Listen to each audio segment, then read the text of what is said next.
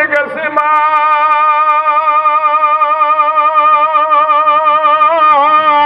আজকে ওই মা অন্ধকার কবরে। যুবক, তুমি নির্বাচনের পিছনে দৌড়াও, মায়ের কবরের কাছ দিয়ে যাও, কোনদিন মার জন্য একটু দোয়া করতে সুযোগ পায় না। আছে না? না আছে? কার পিছনে দৌড়াও যুবক? যেই মায়ের রক্ত খায়া তুমি দৌড় দিয়েছো, যেই মায়ের কোলের উপরে থাকিয়ে তুমি পেশাব করে, যেই মা তোমাকে পায়খানা পেশাব পরিষ্কার করছে, ওই মাকে কবরে রাখিয়া তুমি নির্বাচনের পিছনে দৌড়াও, মায়ের খবর নাও না। এমন দরদি ভবে মা অন্য মিলে না। ওরে আমার মা নাই, আমি জানি মায়ের কি দরদ বাবা। ও যুবক, যারা বিদেশে যাও, যারা দূরে যাও, দেশের ভিতরেই থাকো, বাড়ি থেকে দূরে যাও, যারা ঢাকায় যাও, যারা ময়মনসিংহ যাও, যারা চট্টগ্রাম সিলেটে যারা চাকরি করো, যারা রাজশাহী ফরিদপুরে চাকরি করো, তুমি বাড়ির থেকে যখন যাও যুবক, তাকায়া দেখো তোমার মা রাস্তার উপরে কেমনে তোমার দিকে তাকায়া বসে থাকে। ওই মার খবর নাও না যুবক, তুমি কেমন সন্তান। তোমার আব্বা পাগল হয়ে যায় প্রতিদিন বুকের মালিকের সাথে কথা না বলতে পারলে। আজকে তুমি মাকে কষ্ট দাও। যাদের মা বেঁচে আছে মূল্যায়ন করো না, যাদের মা বেঁচে আছে মূল্যায়ন করো না। মার হাতে 1 কেজি আঙ্গুর কিনে দেওয়ার সাহস পাও না, আব্বার হাতে 1000 টাকা দিতে সাহস করো না। অথচ তোমার আব্বা তোমার পিছনে 1000 নয় লক্ষ লক্ষ টাকা বের করেছে। জোরে করবে কিনা? যুবক, ওই মাকে কবরে রাখিয়া অন্যদিকে যাও। ওই মানুষটা সাহাবী, মুখ দিয়ে কলেমা আসে না। দয়ার নবী জিজ্ঞেস করলেন, যাও খোঁজ নাও, খোঁজ নাও, পিছনের ব্যাকগ্রাউন্ড খোঁজ নাও, পিছনের ইতিহাস দেখো। খোঁজে দেখা গেল ওই যুবকের মা আছে, আর এক বাড়িতে গিয়ে বসে আছে। মায়ের কাছে গিয়ে বলা হয়েছে, ও মা, আপনার কলিজার টুকরা একটাই মাত্র সন্তান মৃত্যু মুখে পতিত, মৃত্যু শয্যায় শায়িত।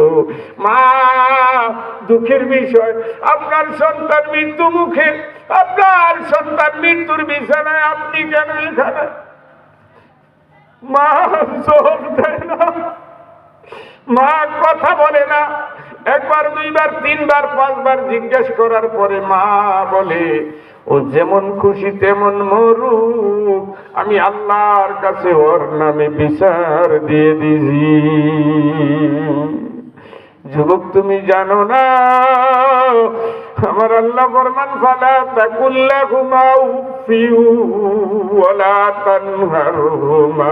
ভাইয়ের সাথে আব্বার সাথে এমন কথা বলিও না, মা যেন বলে না আহ।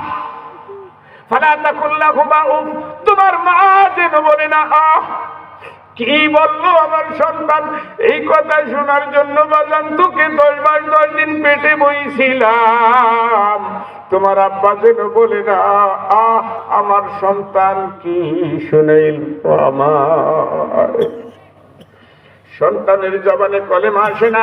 মায়ের কাছে বলা হয়েছে, মা কি হয়েছে জানি না, আপনার সন্তানের জবানে কলেমা আসে না। কয়, কলেমা ছাড়া মরুক, আমার কিছু আসে যায় না, এমন সন্তান আমার দরকার নাই। বহুত রিকোয়েস্টের পরে মা কথা বলে না। দয়ার নবী মায়ের নবী বললেন, যা ওই মাকে গিয়ে বলো আমি মুহাম্মাদুর রাসূলুল্লাহ সাল্লাল্লাহু আলাইহি ওয়াসাল্লাম ওই মাকে দেখতে চাই, তার সাথে কথা বলতে চাই। এমত অবস্থায় মা আসে না, মা অসুস্থ মানুষ, আসতে পারে না, আসে না। দয়ার নবী মায়ার নবী নিজে ওই মায়ের কাছে গেলেন, গিয়ে বললেন, মা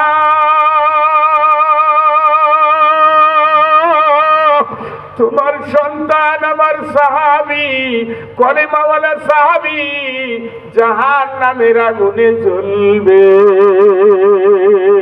জবানে আমার সাহাবীদের তালকিনে কলেমা আসে না, আমি কেমন করে সহ্য করি মা।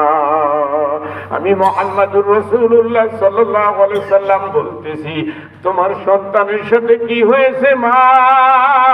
আপনার সন্তানকে মাফ করে দেন না।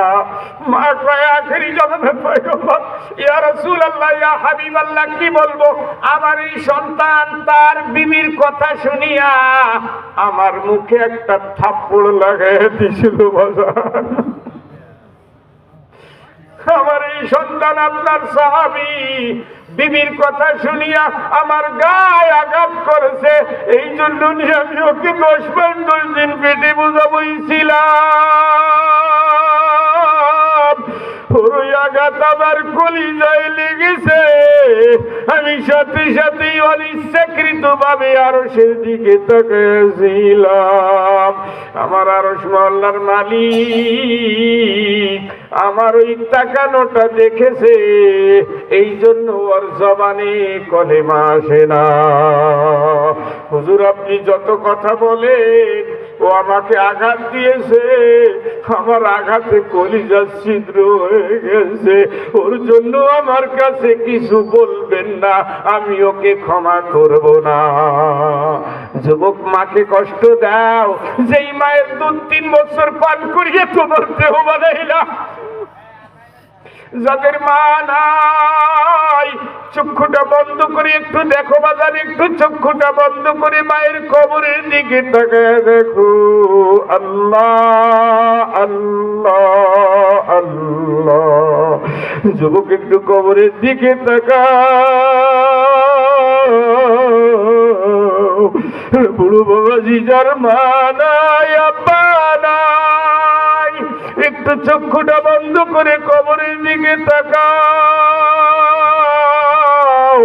মা কবরের থেকে 2টি হাত প্রসারিত করে কান্দে। আরে বুকের মালিক, দেখলা না আসিয়া।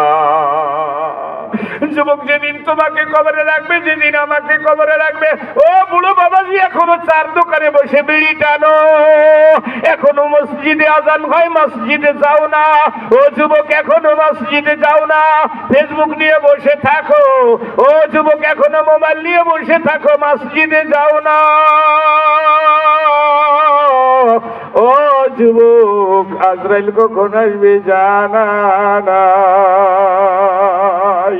বেনামাজিকে যখন কবরে রাখবে, আল্লাহ, কবরে রাখার সাথে সাথে কিরামান কাতিবিন, মুনকার নাকির 2 জন ফেরেশতা আসবে। ডান পাশে তাদের ফেরেশতা থাকবে, বাম পাশে ফেরেশতা থাকবে। কবরে আসিয়া যদি দেখে তোমার মুখে দাড়ি নাই, ফেরেশতা আসিয়া যদি দেখে তোমার মাথায় টুপি নাই, নবীর সুন্নাত তোমার মুখে নাই, তোমার গায়ে দুনিয়ার মুখে নবীর সুন্নতি পোশাক ছিল না, যদি ফেরেশতা আসিয়া দেখে তুমি ঈশার নামাজের পরে মারা গিয়েছো, ঈশার নামাজ তোমার আমল নামায় নাই, যদি ফেরেশতা আসিয়া দেখে তোমার আমল নামায় কোরআন তেলাওয়াত নাই, তোমার আমল নামায় জিকির নাই, আল্লাহ আল্লাহ আল্লাহ, যদি ফেরেশতারা আসিয়া দেখে তোমার আমল নামায় নেকি নাই, তোমার আমল নামায় নেক আমল নাই, ফেরেশতারা বুকের উপরে পাড়া দিয়া কাফনের কাপড়টা টান দিয়া খুলে ফেলবে বাজার। চক্ষুটা বন্ধ করে দেখো, কার জন্য তুমি নামাজ ছেড়ে দিলা, কার জন্য কোরআন তেলাওয়াত ছেড়ে দিলা। কার পিছনে দৌড়াইলা? আল্লাহর ঘর মসজিদে আসতে পারলা না, ওয়াজ মাহফিলে আসতে পারলা না, কোরআন তেলাওয়াত করতে পারলা না, সন্তানকে নামাজের আহ্বান করতে পারলা না, সন্তানকে কোরআন শিখাইলা না, বিবিকে কোরআন পড়াইলা না, কোরআনের জন্য নির্দেশ করলা না, বিবিকে নামাজের কথা বললা না, বিবিকে পর্দার কথা বললা না। ও সুদখোর বাবাজিরা, ও ঘুষখোর বাবাজিরা, ও জায়গা জমিন আর একজনেরটা দখল করে নেওয়ালা বাবা, জায়গা নিয়ে কবরে কেমনে যাবা? আর একজনের হক নিয়ে কেমনে কবরে যাবা? ও ঝগড়াইটা বাবা, আর একজনের সাথে বিনা কারণে গায়ে পড়ে ঝগড়া করো, আর একজনের সাথে খুনাখুনি করো, কার মাথায় বাড়ি দিয়েছো বাবা? ও বেনামাজি বাবা রে, ও যারা রোজা রাখো না বেরোজগার বাবা, ও যারা যাকাত দাও না বেযাকাত দেনেওয়ালা বাবা, একটু চক্ষু বন্ধ করে দেখো, যখন আমাকে তোমাকে কবরে নামাইবে।